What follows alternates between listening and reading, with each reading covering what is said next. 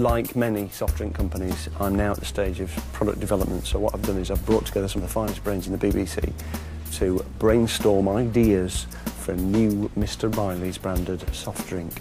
And I've brought a plate of biscuits. Let's visualise now, it's a hot day. We've got dry mouths. We've got possibly up to £2 to spend on a drink of some description. There's a lot of drinks on the shelf there. But hang on, what's this new one?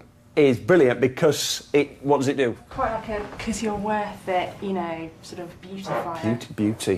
Beauty drink. But every time we came up with a good idea, it seemed like someone else had got there first. Something to expand your mind, maybe, and make you think more creatively. Creativity water. Oh! There's detox and pre-tox, there's sports drinks, isotonic sports drinks, protein sports drinks, water to make you thin. An orgasm drink. Yeah. Neurogasm is a delicious drink designed to promote better sexual health. To be fair, I mean, just producing the coloured water is only half the story. The clever bit is the marketing. One of the things I really like about the packaging is because of the two-tone area, the black text on the dark red background means that it's quite difficult to actually read all the stuff about carbohydrates and sugars and stuff like that. But all the things they've added that are good are here, black on white, so they're dead easy to read. They use this kind of sort of cheeky, irreverent tone in the kind of description here. If you've had to use sick days because you've actually been sick, then you're seriously missing out, my friend. The trick is to stay perky and use sick days to just not go in. Whoops! As I redesigned Vitamin Water's label to become Farmer Water with 3 snappy names: Repair for antibiotics, Prevent for estrogen, Happy for Prozac, and as I rewrote the humorous, irreverent paragraph, I knew this was completely over the top. Could anyone actually take my drink seriously? If I was going to pitch to Coke, I'd need to know.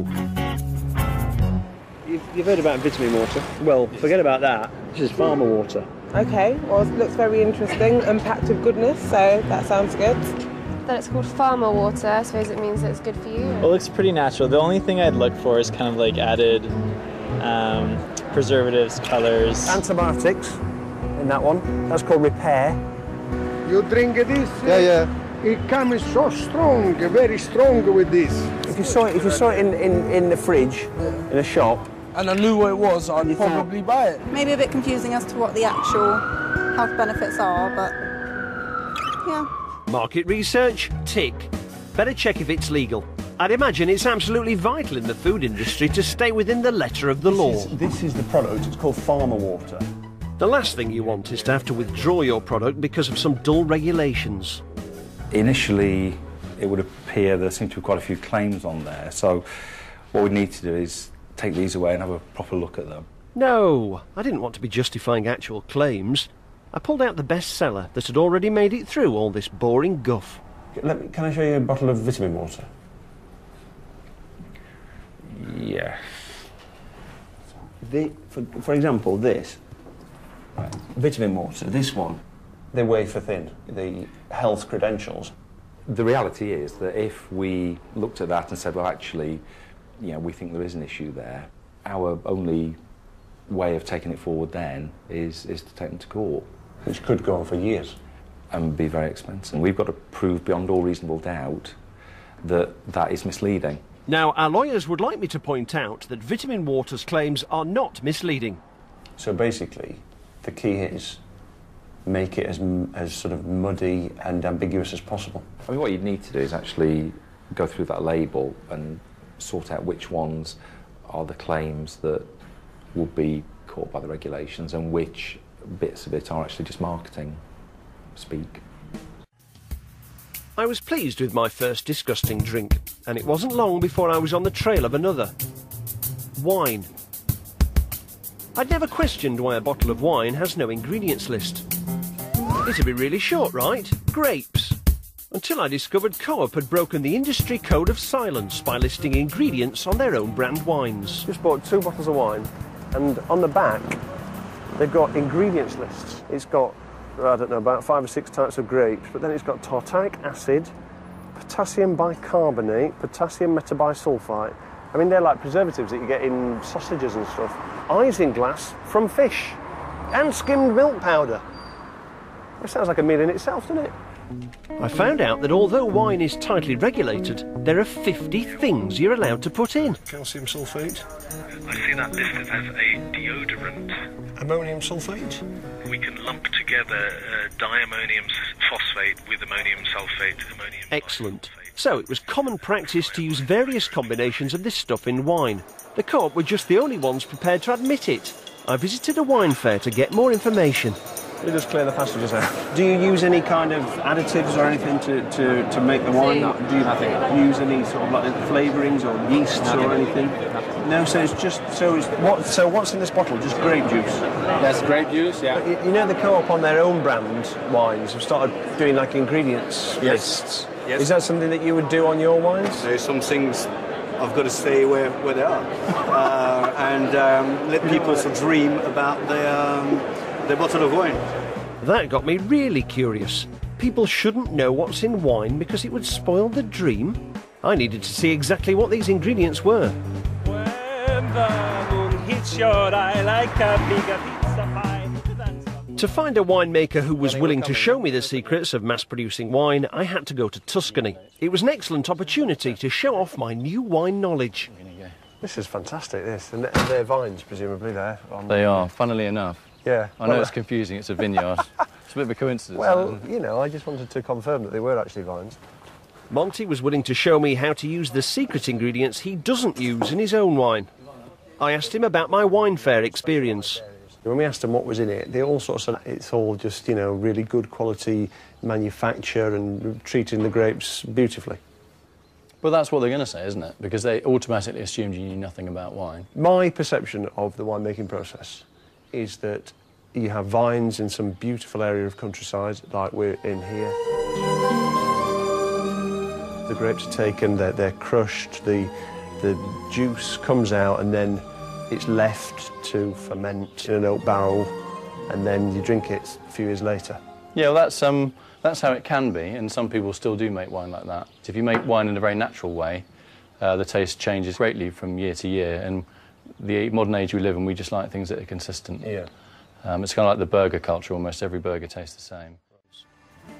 Jamie Good is an expert wine critic who knows all about a fantastic technique used by several supermarkets and off-licence chains to steer us towards particular wines. He took me on a tour of Britain's 3 biggest wine retailers. When you're faced with a wall of wine like this, how do you decide what to buy? I mean, all the way down these aisles here, what catches the eye, it's the little sticker saying rollback. Yeah. But many of these rollback stickers weren't quite what they seemed. That looks like a bargain. It was £7.98, now £4. And this is family reserve. I mean, that suggests the very finest quality wine. Yeah. Would I be right in that perception? No, you wouldn't. I mean, this is a big brand. You can see on the back there it says bottled in the UK. So this is bulk ship. The liquid in this bottle would be very cheap indeed. The list price is elevated with a view to selling most of the wine on discount. Right. So that basically, if you paid £7.98 for that, you'd be a sucker. A sucker. Yeah. Suddenly, my wine could be much more disgusting. Using legal ingredients to improve on rubbish grapes, but not putting them on the label, was only a bit disgusting. But by dressing it up to appear as if it was worth double its true value... And £4.99 is probably a reasonably good deal for this. £9.99, a total rip-off. ...was much better.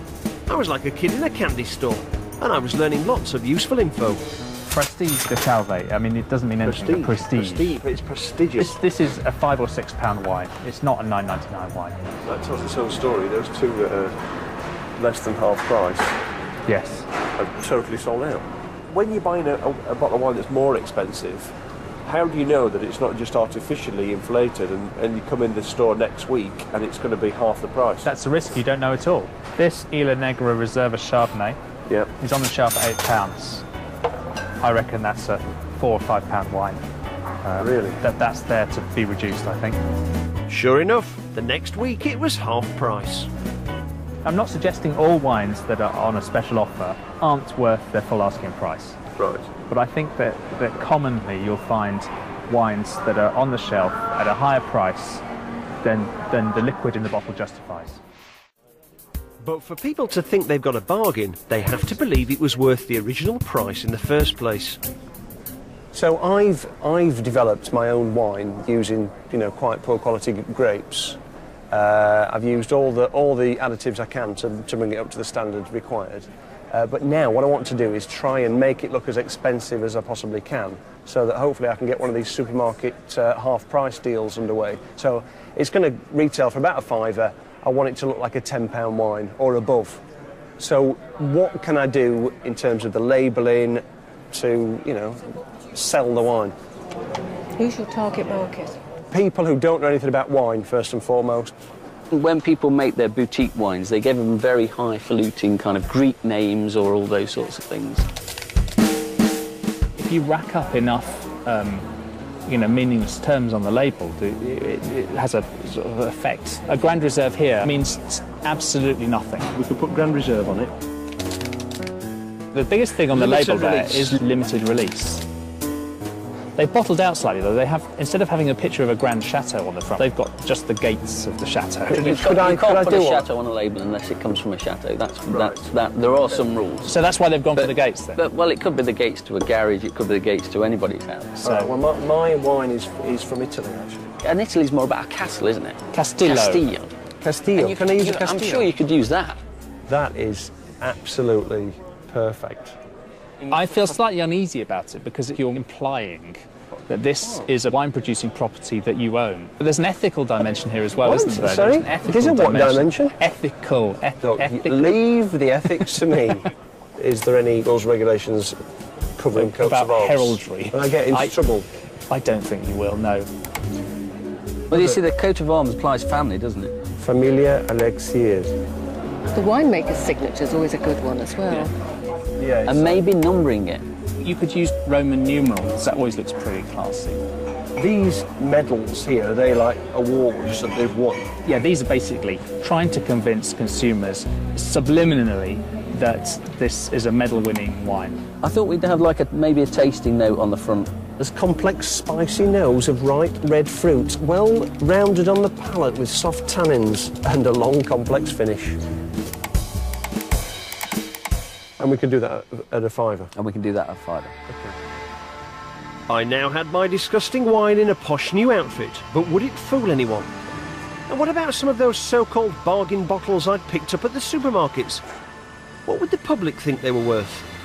Time to play. Deal or no deal? But is it a deal or is it no deal? Okay. Champagne, Charles Lafite, was $31.99. Now $15.99. Good bargain. Yeah, bargain. Yeah, it is a good deal, yeah. It's a good deal. It's a deal. Oh, well, that's definitely a deal. Yeah? Yeah? Have you heard of Charles Lafite before? Never. Well, this wine expert has. What does he think it's worth? To suggest that that is worth £31 is actually quite ludicrous. Let's have a look. No deal. Oh. No deal. Oh, no deal. Oh, it's no bargain. So that's a rip-off, basically. Well, it's worth 16 quid. Now then, what about this one? Chile. Isla Negra.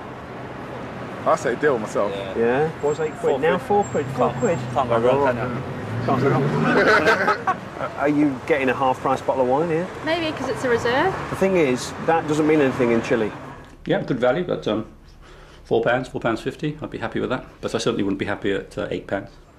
They were clearly bamboozled by these supermarket bargains. So how would my wine go down? Was $9.99, now $4.99. This isn't on sale at Tesco's at the moment, but we're hoping to get it in there. Does it look like a £10 bottle of wine? Yeah, I would say so. Oh, that is a deal. Yeah. That's definitely a deal. It's quite a nice flavour. Bit of class.